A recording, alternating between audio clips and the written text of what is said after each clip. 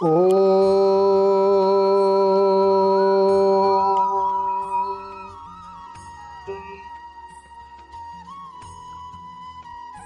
गुरुर्ब्रह्मा गुरुर्विष्णु गुरुर्देव महेश्वर गुरु साक्षात् परम ब्रह्म तस्मै श्री गुरवे नमः।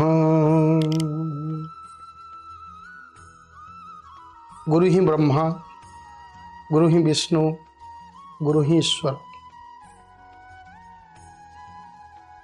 गुरु आम भितर सृष्टि करती ताकू पालन करती एवं पुणी संहार करती। गुरु ही आमर सबु किछि। आज गोटे पिलाटे मो पाखक आसला। प्रसंग होची ता माँ कहले कि जे पिला के कहूची 2 वर्ष तले ताको कहगला तू +2 2 वर्ष कष्ट कर दे आउ जीवन में कष्ट करिया को पड़िबनी। एबे जतले से +2 पास कला पुणी ता माँ कहूची तू आउ 4 वर्ष कष्ट करी डिग्री कर दे तापर तो गोटे भल जॉब मिलिबो। पिलाटी माँ संगे जुक्ति करुची माँ सेतेबेले तो कहितलु 2 वर्ष कष्ट करिया को पुणी कहूछ 4 वर्ष कष्ट करिया को। पिलाटी निरुत्त रही बसची। मु ताकू पचारली तू कौन भावुछु तू 2 वर्ष कष्ट कलु ना आज्ञा मु आ 4 वर्ष कहीं कष्ट करी ताले कष्ट कौन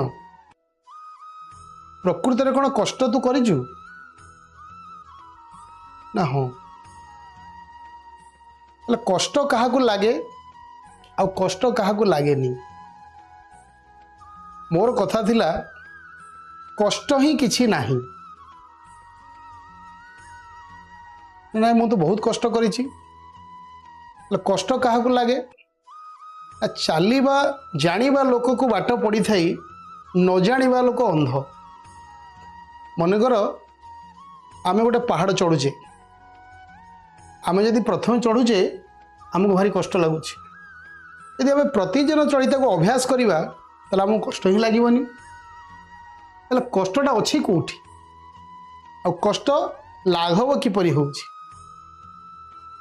अभ्यास द्वारा आमे से कार्य को जदि बारंबार करुचे धीरे धीरे से कष्टटा सहज हो जाउछि बा लाघव हो जाउछि। कथारे अच्छी if the going gets tough the tough gets going. आम गोटे जंगल को देखुचे बहुत दूर कौन भावुचे वेरी सुंदर जंगलटा सुंदर आ बहुत घंच माने डेंस फॉरेस्ट ता भीतर तो बाट नहीं किंतु थरे से जंगल पाखक जाई देख इतने रास्ता अच्छी जे बड़ बड़ 2टा ट्रक भी जाई परिबो। धीरे धीरे जंगल भीतर को जाओ देखिबो तार भितरे आहुरी सहज हो जीवो। कहीं किस तो डर लगुनी किस तो कष्ट लगुनी। कष्ट कोठी अच्छी आमे जे पर्यंत न करिचे से पर्यंत आमको लगुच पहाड़ चढ़ाटा बहुत कष्ट। थरे आम स्कूल को आसी अरुणिमा सिन्हा गोटे ट्रेन एक्सीडेंट रे तांकर गोटे गोड़ कटिगला। से जड़े स्पोर्ट्स वुमेन थिले। हठात थरे ट्रेन में यात्रा कला बेले 2-4 जन डकायत अन्य जन को लुट करिया को चाहिए आंको भारी बाधिला। ये भाविले 2-3 जन अच्छा मुझे मारिबी। ये जो मारी गोटे गैंग पलि आसिकी आंको कौन कले ट्रेन रू बाहर को ठेलीदेले। दैवात आंकर खाली गोड़टी कटिगला जीवन बंचीगला। से आ स्पोर्ट्स खेली पारले नहीं। सी चिंता कले मु करिबी कौन। चिंता करू तांको मन को आसिला जे मु एवरेस्ट शृंग चढ़ी